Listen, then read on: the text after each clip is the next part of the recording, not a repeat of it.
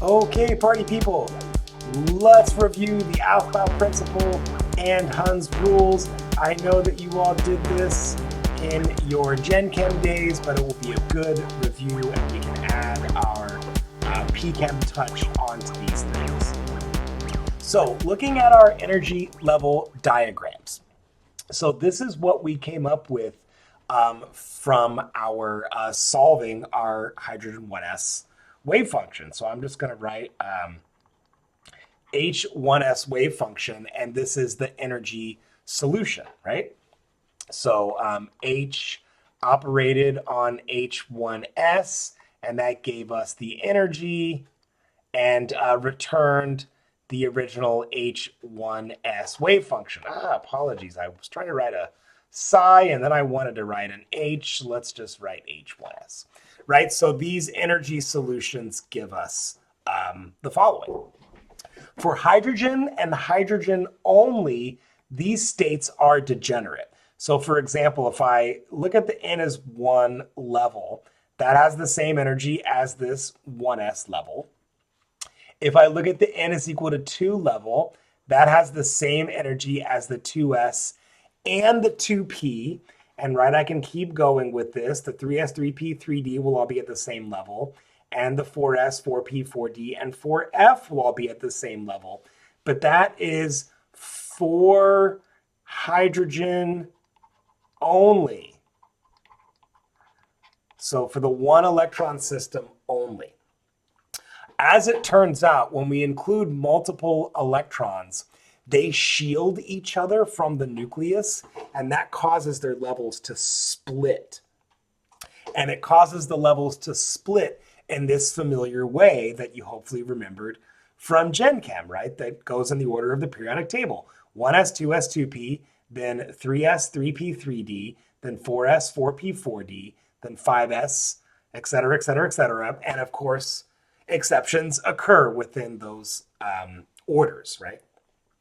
So the order that we get this to is given to us by the Aufbau principle. So that states that the ground state, and that's important to note that Aufbau principle is really just in reference to the ground state of an atom or an ion has the electrons first filling subshells of the lowest available energy. So lowest available energy first, then filling subshells of higher energy. So we get that splitting from this notion of shielding and penetration. So for example, if we imagine our simple helium system that has a +2 charge in the nucleus. So we have one electron out here, we have another electron out here, and one of those electrons, depending on its proximity, may shield the other electron, right?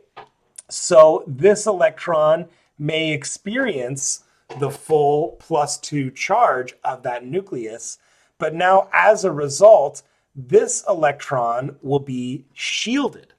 So the way that this works, this effect that this electron experiences is the same as a point charge given by Coulomb's law.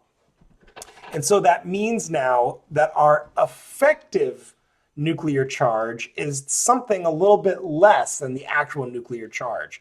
So that's what that sigma stands for. That is the shielding constant. And we're not going to spend a lot of time trying to calculate that, but you can see here there are some results of those calculations. And as it turns out for helium, the effective nuclear charge is really something like 1.7, whereas, positive 1.7, whereas we like to think of it as +2 from the 2 protons. In the case of carbon, carbon has 6 protons in its nucleus. And so you can see that 1s electron is really only experiencing not the full brunt of it, something like 90% of it or so. But now as we move farther away from the nucleus, the shielding becomes much more prominent. And so these electrons experience an overall lesser positive charge. This is why the levels split in the way that they do.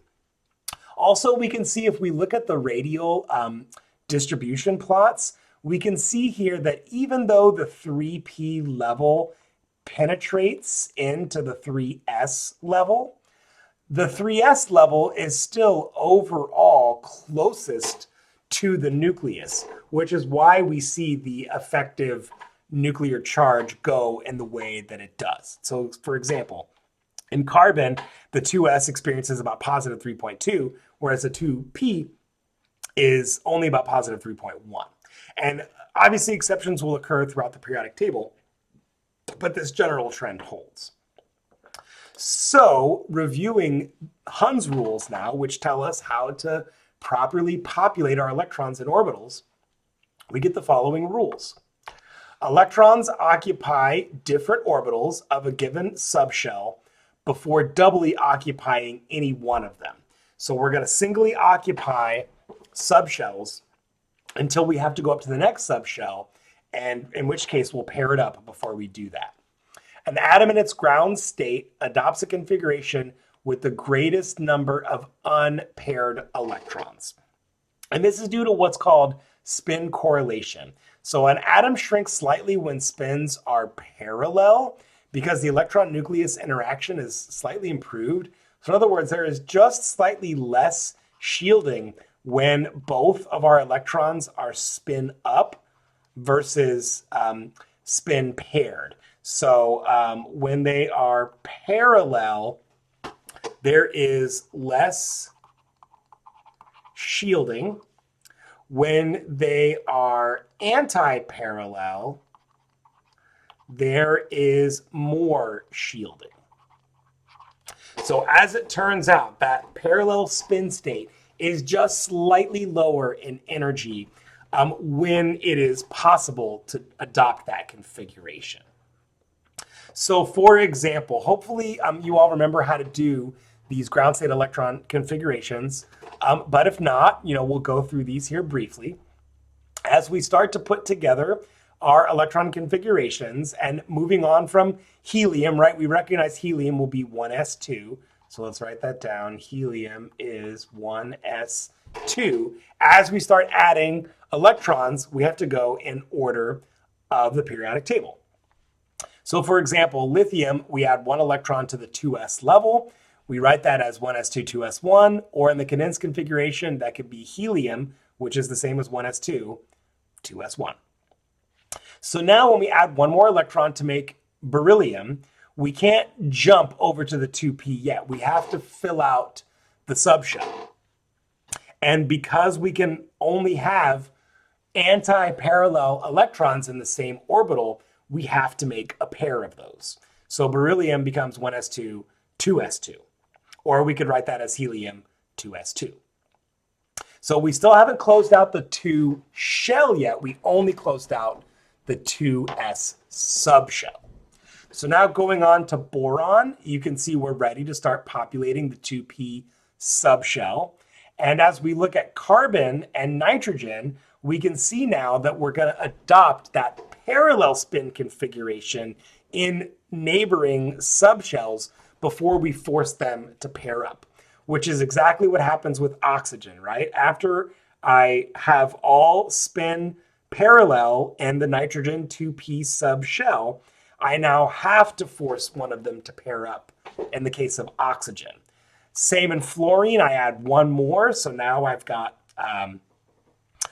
1 open position left for neon, and finally I get a closed shell atom with all of the electrons paired up, completely occupying the entire level 2 shell, or the L shell.